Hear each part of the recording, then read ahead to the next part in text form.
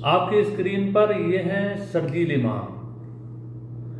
शरजील इमाम को अभी तक जमानत नहीं मिली है। ये 4 साल से जेल के अंदर बंद है। मैं आपको बताना चाहता हूं कि CAA और NRC का प्रोटेस्ट जब दिल्ली और शाहीन बाग के अंदर चल रहा था, तब इनके ऊपर एक देशद्रोही का मुकदमा लगा दिया गया था।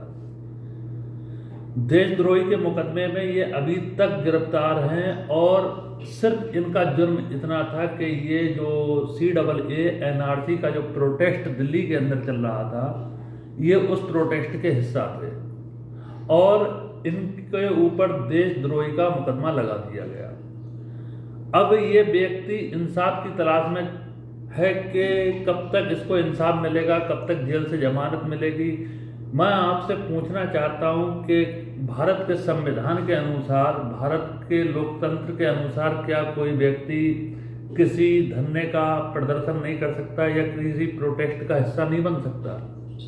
लेकिन आज शरजील इमाम जेल की सलाखों के पीछे हैं, लेकिन वो व्यक्ति इंसाफ की गुहार लगा रहा है। 4 साल हो गए हैं, 4 साल से अभी तक उनको जमानत नहीं। मैं आपसे पूछना चाहता हूं, क्या किसी प्रोटेस्ट का हिस्सा होना या किसी भी, भारत एक लोकतांत्रिक देश है कि किसी भी प्रकार से अगर कोई प्रोटेस्ट होता है तो उसको इस तरीके से गिरफ्तार किया जाता है, और अगर गिरफ्तार कर भी लिया जाता है तो उसकी कार्रवाई करने के बाद, जांच पड़ताल करने के बाद उसको छोड़ दिया जाता है। एक भारतीय नागरिक के ऊपर, एक भारतीय छात्र के ऊपर देशद्रोही का मुकदमा लगाना कहां तक उचित है?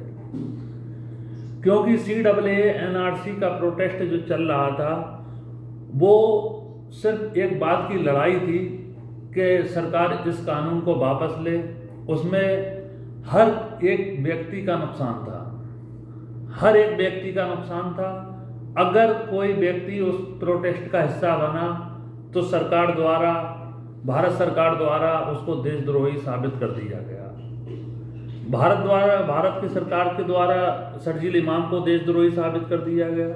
मैं आपसे पूछना चाहता हूं कि अगर कोई व्यक्ति भारत में अगर किसी प्रोटेस्ट का हिस्सा बनता है, चाहे वो किसान आंदोलन हो, चाहे वो CAA का मसला हो, NRC हो, अगर किसान आंदोलन चलता है तो वहां पर बैठे किसानों को खालिस्तानी कह दिया जाता है। CAA का अगर प्रोटेस्ट चलता है तो उनको आतंकवादी कह दिया जाता है, देशद्रोही कह दिया जाता है, लोगों की गिरफ्तारी हो जाती है।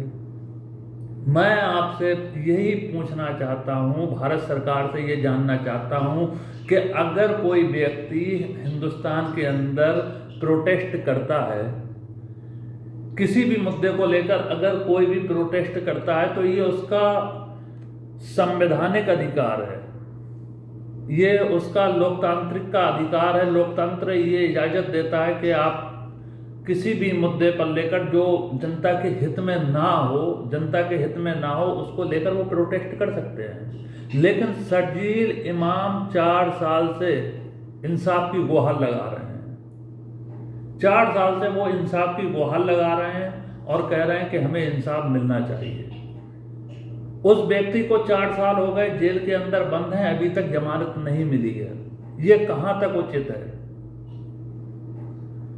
खैर दोस्तों, यहां पर देश के अंदर संविधान को बिल्कुल ध्वस्त कर दिया गया। संविधान के जो लेख थे उनको मिटाने की कोशिश की जा रही है। मैं बस आपसे यही कहूंगा कि आप लोग भारत का संविधान बचाने की कोशिश करें और जो भारत में हो रहे न्याय और अन्याय के खिलाफ आप लड़ें और लोगों का साथ दें। क्योंकि आज शरजील इमाम या CAA NRC का प्रोटेस्ट था और किसान आंदोलन का प्रोटेस्ट था, तो ये प्रोटेस्ट करना हम लोगों की जो है वो एक संविधान हमें इजाज़त देता है। और ये लोकतंत्र की खूबसूरती है कि अगर कोई बात हमारे समझ में नहीं आती है या कोई बिल हमारे समझ में नहीं आता है या सरकार कोई कानून ऐसा लेकर आती है जो जनता को समझ में नहीं आता है, तो जनता को पूरा अधिकार है उसका विरोध करने का। लेकिन मैं सबसे बड़ी बात और सबसे पहली बात यही कहना चाहूँगा कि शर्जील इमाम को 4 साल हो चुके हैं, लेकिन वो अभी तक जेल की सलाखों के पीछे हैं। उनको रिहा कब किया जाएगा? अगर वीडियो अच्छी लगी हो तो हमारी वीडियो को लाइक करें, शेयर करें। चैनल पर अगर नए हैं तो चैनल को सब्सक्राइब करें, बेल आइकन को प्रेस करें। रागिब मलिक को दीजिए इजाज़त।